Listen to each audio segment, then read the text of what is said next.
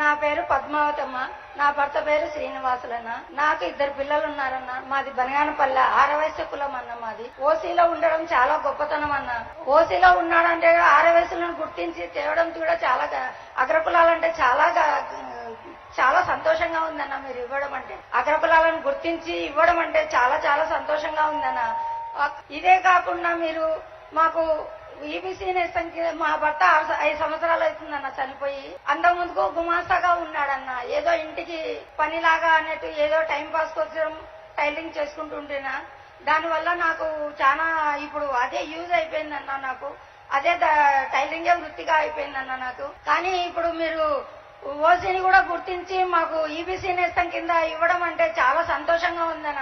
అప్పుడు చాలా బీదరికంగా ఉండేవాళ్ళను. ఇప్పుడు కొంచెం చాలా ఈబీసీ నేస్తం ఇవ్వడం వల్ల 15,000 రూపాయలు వచ్చిందన్న. 45 ఏళ్ళు ఉన్నాయి నీకు, 45 ఏళ్ళు వచ్చినాయమ్మా నీకు అని వాలంటీర్లు వచ్చి చెప్పడం చాలా సంతోషంగా ఉందన్న. మాకు వచ్చి చెప్పడమే కాకుండా మీరు ఇంటింటికి పంపించేసి కూడా మాకు ఇంటికి వచ్చి అతను నాకు క్యాస్ట్ ఇన్కమ్ పెట్టాలంటే కూడా చాలా కష్టపడినానన్న ఇంత ముందుకు.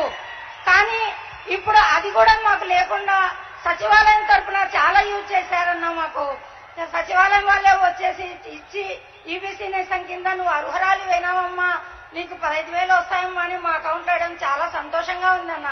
అదే కాకుండా మాకు 2 తడవలు వచ్చిందన్న ఈబీసీ నేస్తము. ఆ డబ్బులు వచ్చేసి 30,000 వచ్చాయన్న. 30,000కి వచ్చేసి నేను నాకు ఆరోగ్యపరంగా పెట్టుకున్నానన్న. ఆరోగ్యానికి ఆపరేషన్ కు అవసరం వస్తే ఆపరేషన్ కు పెట్టుకున్నానన్న.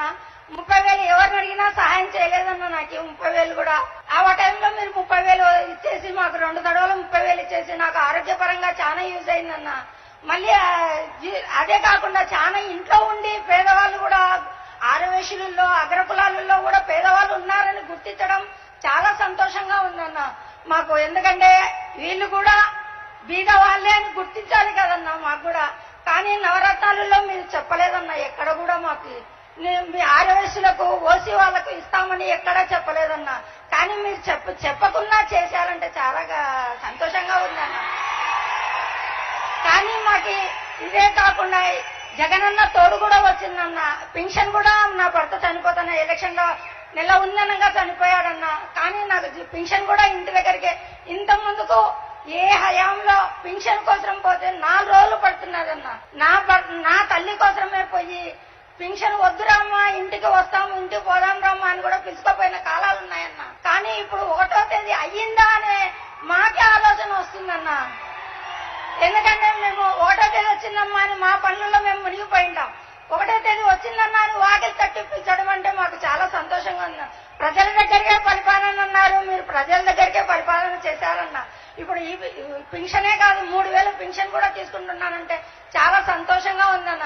జగనన్న చేదోడు కూడా 3 ఇడ్డలు వచ్చిందన్న. 10,000 లాగా అది కూడా ఒక తడవ వేసినారు 10,000.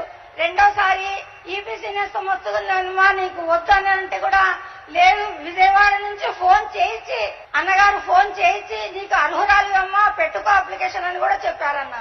విజయవాడ నుంచి కూడా ఫోన్ చేసి చెప్పారన్న. మాకు అంత చాలా సంతోషంగా ఉందన్న.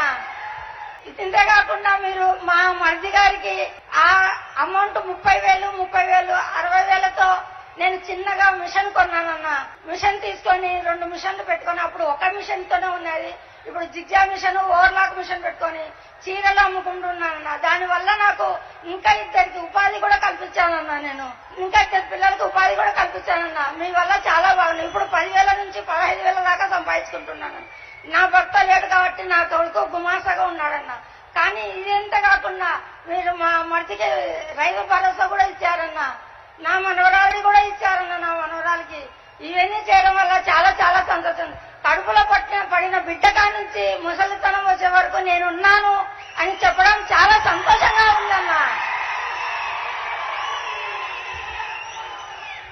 ఆడవేసులకు ఇంకా ఇంకా మీరు చెయ్యాలని కోరుకుంటున్నానన్న. మాకు ఎందుకంటే బీదవాళ్ళని గుర్తించడం ఫస్ట్ టైం మీరు. ఇదే కాకుండా ఇంకా ప్రభుత్వానికి కూడా మళ్ళీ కూడా మీరు వచ్చి మీరే చెయ్యాలని కోరుకుంటున్నానన్న. ఈ అవకాశం ఇచ్చిన పెద్దలందరికీ నాకు ధన్యవాదాలు.